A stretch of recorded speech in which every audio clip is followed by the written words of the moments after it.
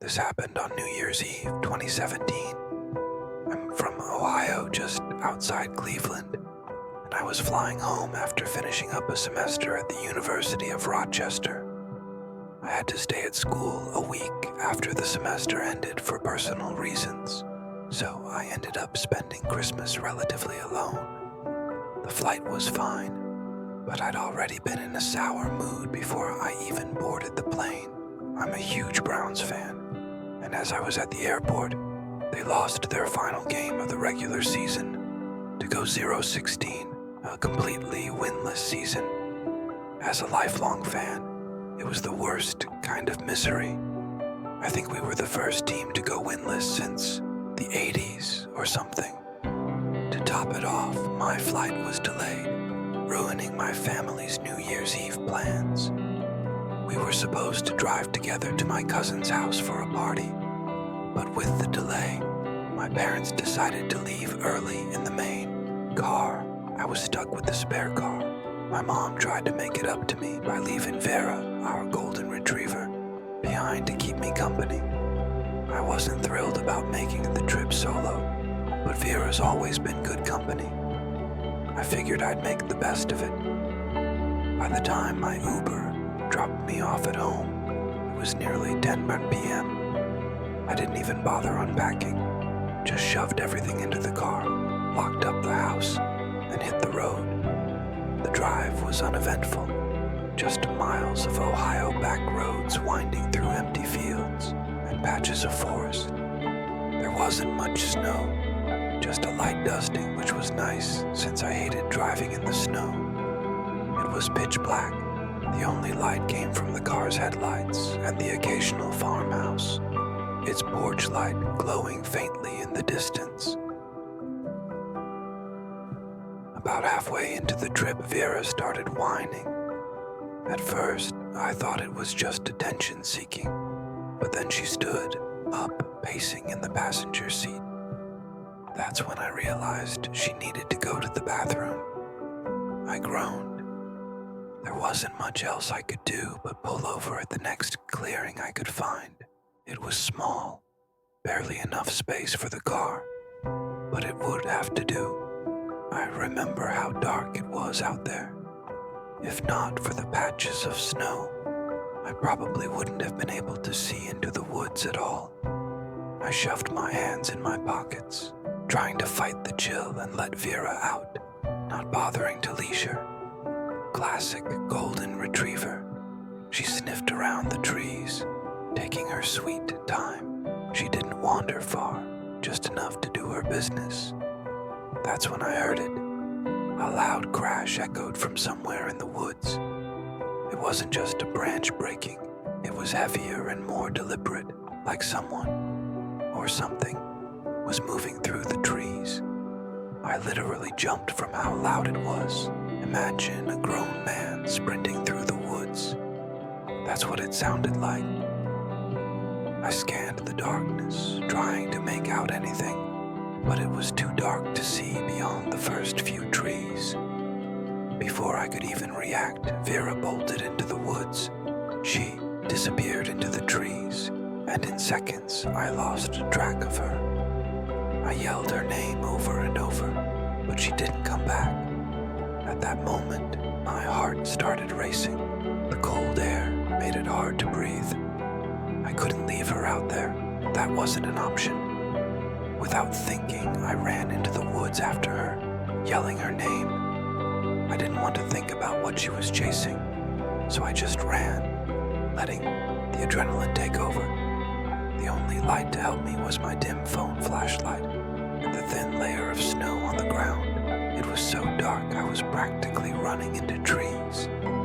I kept going, praying I'd find her before she caught up to whatever was out there. I ran until my lungs burned from the cold, forcing myself to stop and take a break. I leaned up against a tree, fighting back tears. I didn't know what to do anymore. That's when I saw her. She was crouched low, walking slowly toward me, shivering. Her tail was tucked tightly between her legs. I'd never seen her like that before.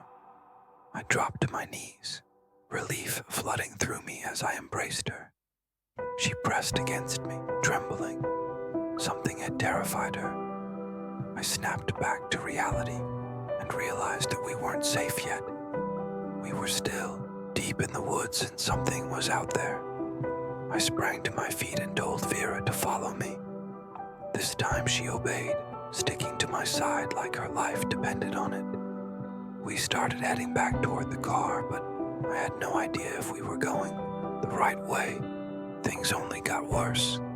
Out of nowhere, I heard crashing from behind us. I didn't even think. I just ran. Vera darted ahead, and I followed, praying I wouldn't trip. The crashing kept up, and this time, it sounded like it was following us. I can't even describe the fear I felt in that moment. It was like something out of a nightmare. I genuinely thought we wouldn't make it out of there alive. By some miracle, Vera led me straight back to the car. I practically threw her inside and slammed the door shut. As I jumped into the driver's seat, I glanced back toward the woods and froze. There, at the edge of the trees, stood 3 figures watching us. I didn't waste a second. I jammed the keys in the ignition and floored it. I didn't stop. I didn't even slow down. I was still in shock, my hands shaking on the wheel. It wasn't until a few miles later that I noticed Vera was bleeding. I panicked as I saw a deep gash just below her shoulder blade. Someone had stabbed her. I don't know what would have happened if we'd stayed out there any longer. But I'm telling you now, whatever those figures were, they weren't just out there for a casual walk. I don't know what they wanted, but I'm certain it was worse than anything I could imagine. I'll never forget that night. I slammed on the brakes and ran around to the trunk. My mom always kept a first aid kit in every car, and for once, her insistence on being overly prepared paid off. I cleaned V's cut as best I could and wrapped it in gauze. She whimpered, and I worried that I was hurting her, but I knew I was doing the right thing. For the first time since the whole sequence had started, I felt myself begin to relax. It was over. I tried not to think about it for the rest of the drive, but I was just so shell-shocked that something like that had happened to me. I ended up not telling my parents or relatives. I don't know why. It just felt like one of those things you keep to yourself. What I'm about to tell you is something I still think about often, especially during this time of year. This happened on New Year's Eve a few years ago. I was driving to my parents' house to celebrate the new year with them. They live a few hours away in upstate Pennsylvania, so I left in the late afternoon, figuring I'd get there with plenty of time to spare. The drive was supposed to be simple. I'm the type who really enjoys long drives, so a nice, peaceful drive would give me some much-needed time to think. But the weather had other plans. The snow started falling about an hour into my drive. At first, it was light, just flurries dusting the windshield. Nothing to worry about, I thought. The snowfall was actually quite pretty, but I'm pretty sure I jinxed myself. The further I drove, the harder the snow came down. It just kept falling and falling, till I was literally in the middle of an honest-to-God blizzard. The highway turned slick, and visibility dropped to almost nothing. My car, a little sedan, isn't exactly great in snow, so when the tires started slipping on even the smallest hills, I knew I had to pull over. There was no point in risking my life. It was my own fault for not planning out the drive better. I found a spot on the shoulder, far enough off the road to avoid passing cars, not that there were many. I texted my parents about my situation, and they seemed worried sick. I tried to reassure them that everything would be okay, but I honestly wasn't too sure about that myself. I figured I'd wait out the worst of the storm, hoping it would just ease up, but the snow didn't let up. In fact, it only seemed to get worse from that point. It just kept coming, piling up around the car and on the road ahead. After an hour or so, it became clear I wasn't going anywhere that night. My dad offered to try and get out to me, but I told him that was a death wish. I told them that if the snow didn't let up, I'd call the police, which he begrudgingly accepted as a decent solution. I really didn't want to call the police, and I didn't have the road to A either, so that wasn't an option. I told myself the storm would have to let up eventually, and I decided that if it didn't, by the time I got tired, I'd call the police. The thought of spending the night in the car made me uneasy. I didn't want to run out of gas trying to keep warm, and I was worried about killing the battery if I kept the lights or heat on too long. I sat there, turning the engine on and off every so often, trying to conserve what I could. The wind howled outside. I was starting to feel the weight of the isolation when I looked at my rear view and saw headlights cutting through the storm from behind me. I literally wanted to jump for joy. A snowplow pulled up beside me. I was saved. I rolled down the window as the driver leaned out of his. He was an older guy, maybe in his late 50s. He looked nice. He was wearing a thick jacket and had a black knit hat that was pulled down over his ears. I remember thinking his face was really wrinkly, if that makes sense. It looked weathered, like he had spent decades in harsh conditions. I expected him to say something, but he just stared at me for what seemed like an unusual amount of time.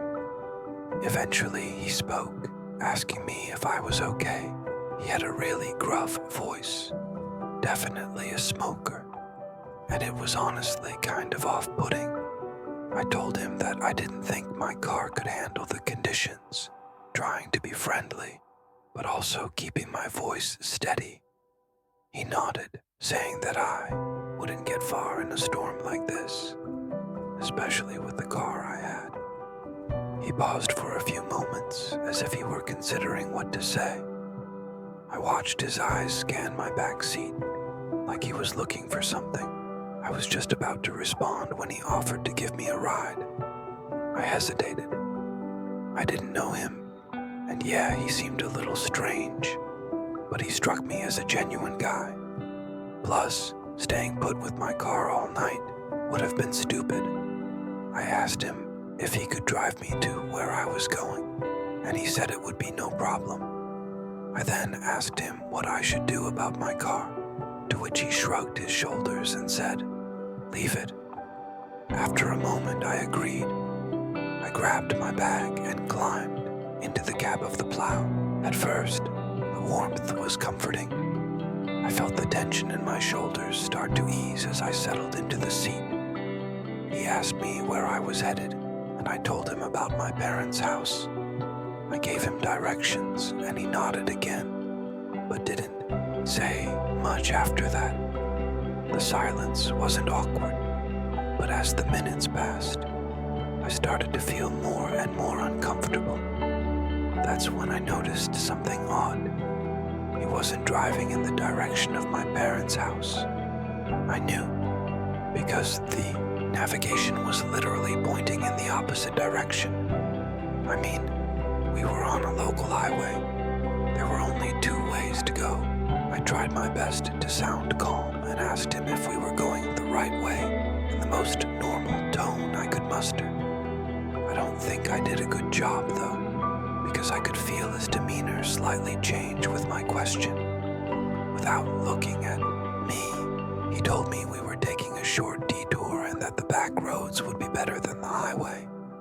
I didn't know the area well enough to argue, but something about the way he said it made my stomach twist. We drove a little longer, And he did, in fact, get off the highway and start driving along some back roads. At least the GPS said we were heading in the right direction, so I thought I was just being paranoid. Something in my gut was still telling me he was off, though. So I started looking around the cab more closely. There were red flags everywhere.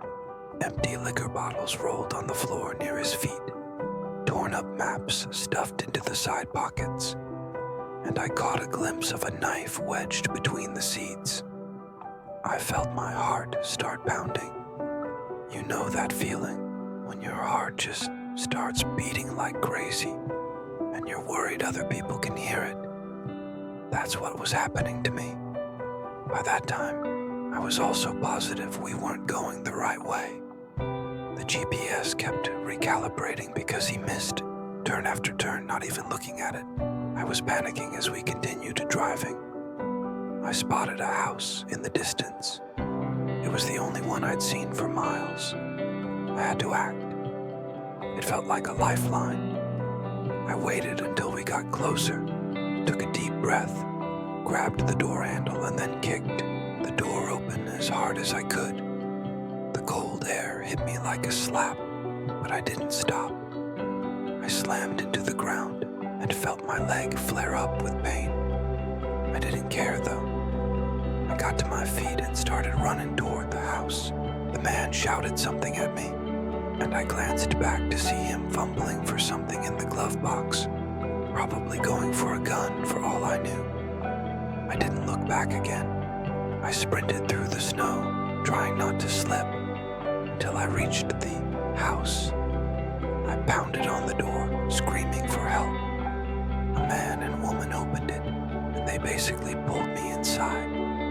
I collapsed onto the floor, trying to catch my breath. I told them what had just happened, and they didn't ask questions. They just called the police. By the time the cops arrived, the snowplow was gone. They said they'd keep an eye out and search the area. But in that storm, finding him was unlikely. They offered to give me a ride to my parents' house, and even helped me call someone to tow my car. I was beyond grateful. My dad was furious once he found out, and I haven't driven in the snow since. I always think about what might have happened had I not jumped out of the car. I've never been one for parties. Even in college, I got sick of the whole going out culture pretty quickly, and I found that I always had more fun doing something meaningful with a few close friends. I'm from a rural area in northwestern Ontario, and this happened a couple of years ago. Ever since I was a kid, my dad and his buddies had a New Year's Eve tradition of going ice fishing while everyone else was celebrating the new year. However they celebrated, my mom wasn't really in the picture, and we didn't have much extended family. So I grew up spending New Year's Eve on a frozen lake in the frigid cold with my dad, his brother, my brother, and my dad's friends. My dad isn't around anymore, and my brother moved to Chicago a number of years ago, but I still try to go ice fishing as much as possible, especially to celebrate New Year's Eve. I'm not really sure why. I just feel like I have some kind of obligation to keep the tradition going. My two best friends, Nate and Trevor, are pretty rugged guys themselves. You know, the type. Those burly, lumberjack-looking dudes who seem more in touch with the wilderness than society. That's honestly how I'd describe myself too. Anyway, the three of us tried to keep the tradition alive as best we could, which was great because spending New Year's Eve alone would have been depressing as hell. Nate was the one driving that day. His truck was perfect for the job. Big tires, 4-wheel drive, and enough room in the back for all of our gear. We packed everything we needed. Rods, tip-ups, bait, a sled to haul everything, and a small pop-up shelter to shield us from the worst of the cold. The forecast predicted a clear night, but in Ontario you never trust the weather reports entirely. We were prepared for anything. or so we thought. The lake we were heading to wasn't a well-known spot, and that's what we loved about it. It was tucked away, surrounded by thick trees, with a surface that stayed frozen solid, even in the milder parts of winter. It wasn't a place you'd stumble across unless you knew exactly where to look. As Nate navigated the snowy back roads, the excitement started to build. There's something about the quiet stillness of ice fishing. Just you, your friends, and the promise of a catch. Definitely beats drinking beer after beer at some random bar. As we pulled up to park, near the trailhead, I noticed someone standing nearby. He was a few yards away, bundled up in heavy winter gear, but something about him didn't feel right. He wasn't moving, just standing there, staring at our truck. At first, I thought maybe he was just a fellow angler sizing us up, but then I saw him glance down at his phone, then back at us, then back at his phone again. For some reason, it didn't feel casual. I don't really know how to explain it. It just felt off. I muttered to my friends that the guy was creeping me out. The two of them looked up. Trevor shrugged his shoulders, and Nate nodded but didn't say anything. We were about to start unloading when the man suddenly rushed toward us, waving his arms wildly. I rolled the window down to hear what he was saying. He started screaming that we needed to come help him immediately because his buddy had just fallen through the ice. He pointed at his phone, saying the other guy they were with had just told him. He sounded frantic, and his desperation was definitely real. He didn't even think. Trevor opened his door, and then we were all out, following the man as he took off down the trail toward the lake. We didn't stop to grab anything, not even our coats. The urgency in his voice was enough to override any second thoughts. The man was practically sprinting, and we had to jog to keep up. As we got closer to the lake, I started to notice something that didn't sit right. He wasn't leading us to the usual fishing spots. Instead, we were heading toward a more remote part of the shoreline, away from where the ice was thickest. I was about to stop following, but it was too late. They appeared in view before we could do anything. Two more men standing near the edge of the lake.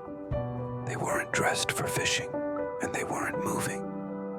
They were just standing there, waiting. I glanced down at their hands. They were both armed. My blood ran cold. One of them yelled at us to stop right there. As we approached, he raised his gun and pointed it directly at me. I honestly can't describe the feeling you get when someone points a gun at you. I hope no one ever has to experience what I felt that day. My heart dropped as the man we'd been following turned to face us, a smirk creeping across his face. We'd been set up. The second guy demanded Nate's keys, along with everything we had on our person. We didn't really have a choice. These guys didn't seem like they were messing around. Nate reached into his pocket and tossed the truck keys to the man, and the three of us emptied our pockets. I tried to hang on to my phone, but one of the men told me no phones. Nate said his was in the car, which they laughed about. I've never been more furious in my life.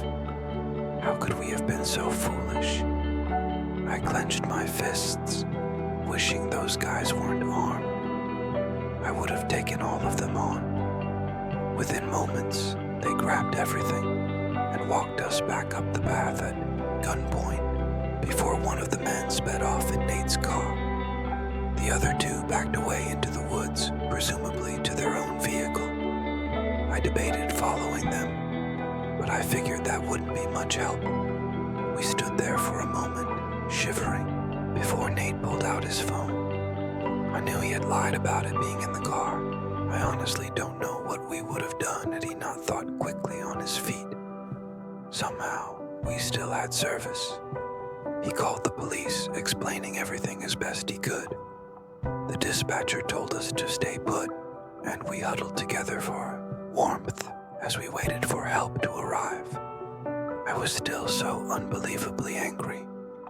Nate was the worst, though. He kept kicking nearby trees and cursing at the top of his lungs. There was nothing Trevor or I could do to calm him down. The whole thing had happened so fast, I was honestly still processing it all. Why the hell would there be people out in the middle of nowhere on New Year's Eve of all days? It didn't make any sense. I'll skip all the boring details. The cops took an official report and were gracious enough to drive us all back to Trevor's house, which was the closest. As you might expect, Nate's car was never located, and those people were never caught. The three of us still can't believe what happened. Trevor thinks we just stumbled into the wrong people at the wrong time, that they weren't planning on robbing us, but we just happened to be the perfect targets. I think that's possible, but it still feels so unlikely. Who just springs a trap on some random people in the spur of the moment? But it also wouldn't make sense for them to be waiting for us at such a secluded spot. They had no guarantee anyone would show up. I really have no idea what to make of this whole incident.